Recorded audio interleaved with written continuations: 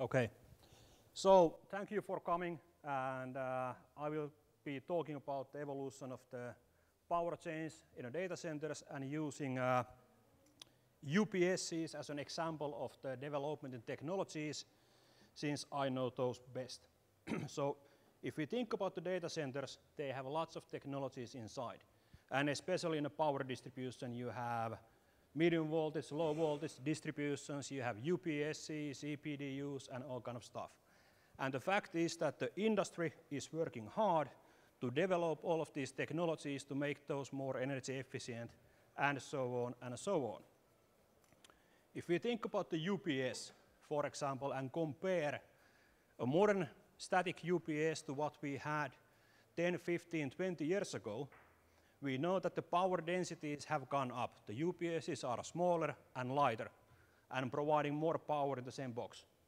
When they are more efficient, the heat losses caused by the UPS are much less than in the past, so requiring less cooling. The efficiency curve and how the UPS behaves as a function of the load in a modern equipment is different from the past. And one of the biggest changes in the UPS has been actually on the rectifier side. So you have active front-end rectifiers, IGBT rectifiers, that are totally different to these old 6-pulse thyristor machines that we had in the past. So today the units are running with unity power factor, really low harmonics, and the overall input current required to support the same amount of load has been reduced a lot, 25–30% and so on. Well, what does this mean then to the infrastructure around the UPS? Well, first of all, in the UPS equipment room, you need much less cooling. You have less floor loading and less space requirements, so you can make it in more compact. There's also been a big difference on how much oversizing and sizing you need on generators to support the same amount of load. So you can save on the generator size. And same applies for the transformers. And there's been really a big difference on requirements for the UPS cabling and the breaker sizing in the switchgear and so on. And over there you can reduce the copper by 25–30% or even more with the modern installation. Now, why is this important? When I'm working in a factory and supporting the country offices and responding to the tenders that we are getting all over the Europe and from the world. When you check the one-line drawings coming from the consultants, design engineers, and you see the drawings and you compare to the breaker sizing, cable sizing, and all of those things to what is actually required, you have a huge oversizing. So you have oversized cables, breakers, switchgears, transformers, and generators. Why is this? That's because, like in many things in data center industry, also the UPS designs and other ones are based on old rule of thumbs and copy-pasting the designs year after year and again to the new systems. Now, if we talk about the energy efficiency on the products, everybody knows that in a typical data center with dual distribution A and B side, the equipment is operating at low load levels. It means that the UPSs are running with 25% load levels or even lower and not with optimum efficiency and wasting energy. Now, the UPS companies, not only Eaton but the other ones as well, have developed energy enhancing modes, so-called multi-mode UPSs, where you can improve the energy efficiency of the product. We have something called VMMS, where we concentrate the power on a certain amount of power modules to get the load levels up and the efficiency up of the UPS system. Or we can even utilize the UPS static switch as a primary power path and suspend all the power modules to get the efficiencies to 99% and up to minimize the losses. But again, when we have worked hard to develop these technologies and make those available, then the people speccing the products and so on are very conservative and don't want to utilize these features that would help the customers to save money and make more ecological products and systems.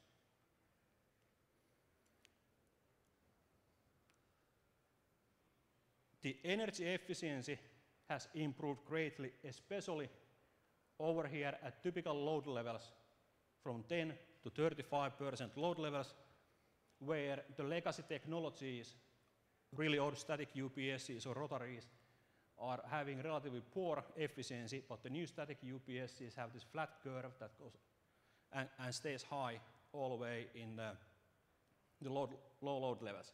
And this can give huge savings in energy for the customer. Now, when we show these to the customers in factory, elsewhere, present, explain how everything works, everyone is really interested. Yeah, this is great, works perfectly and so on, but they have a little doubt. Is anyone really using this? Does it really work in the field? And so on. And the sad thing for us, and generally for the UPS suppliers, is that rarely the customers are allowed to use them as a reference.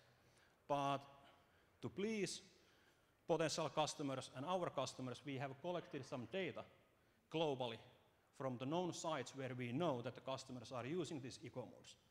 And we have about more than 100 sites, 1,500 UPSs that have been utilizing this ESS mode since 2009, and we have about 1 million kVA of UPS capacity working in eco mode. We have more than 14 million hours of operation in this mode, resulting really good availability, no problems. And the amount of savings in energy and in carbon emission is huge. So yes, it is really used, it's proven technology, and we have been using it for 5 years. And now it would be time also for the consultants to understand the facts behind this technology and start to recommend it for their customers.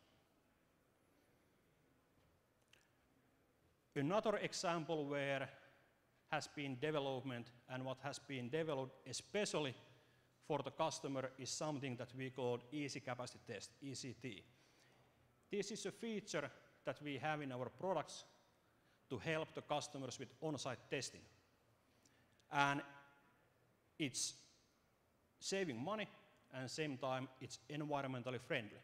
So instead of using resistive load banks for testing your batteries and equipment, the UPS can use the mains as the load bank and feed the energy back to mains. We use the same method for testing our UPSs in our factory for the burn-in 16 hours full load, and just by manufacturing one product in our Espoo factory, we have saved way over 10 gigawatt hours of energy. Now, when you do it on field, and here's a case study from Western Europe, we had a customer, 2 UPS systems, 2.5 megawatt each. They wanted to test all the batteries once a year. For them to hire the load bank, get it on site, install the cables 100 meters long from building to outside, and remove everything, the cost per system was around 50,000 euros.